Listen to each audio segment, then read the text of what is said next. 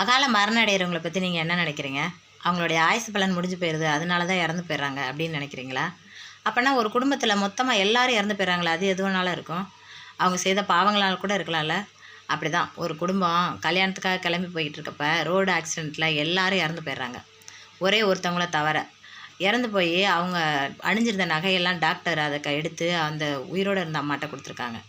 அந்த நகையை அவங்க பொருட்படுத்தாமல் இறந்து போன உறவுகளை நினச்சி அழுதுகிட்டு இருந்திருக்காங்க. அந்த சமயத்தில் எங்கள் ஊருக்காரங்க ஒருத்தவங்க அந்த நகையை மெதுவாக வீட்டுக்கு எடுத்துகிட்டு வந்துட்டாங்க. நகை எப்படி வந்துச்சு அப்படின்ற விஷயத்தை தன் கணவர்கிட்ட பேசிக்கிட்டு இருந்ததை அவங்க வீட்டு சின்ன பையன் கேட்டு எங்கள் ஊரில் இருக்கிற எல்லாத்துலேயும் சொல்லிட்டான். ஆனால் பிரயோஜனம் எதுவும் இல்லை. அதுக்கப்புறம் அந்த நகையை வச்சு அவங்க பெரிய வசதியானாங்க. நாளடைவில் ஒரு ஆக்சிடெண்ட்டு, இது நோய்வாய்ப்பட்டு அப்படின்னு நிறையா இறக்க ஆரம்பிச்சிட்டாங்க. அவங்க வீட்டில் யாருமே இல்லை. கடைசி அந்த உண்மையை சொன்ன அந்த பையனை தவிர. இன்றைக்கி அவன் சமுதாய கூடத்தில் சமைச்சு சாப்பிட்டுட்ருக்கான். வயசு 28. இப்போ சொல்லுங்கள், எதனால் எப்படி மரணம் அடைகிறாங்கன்ற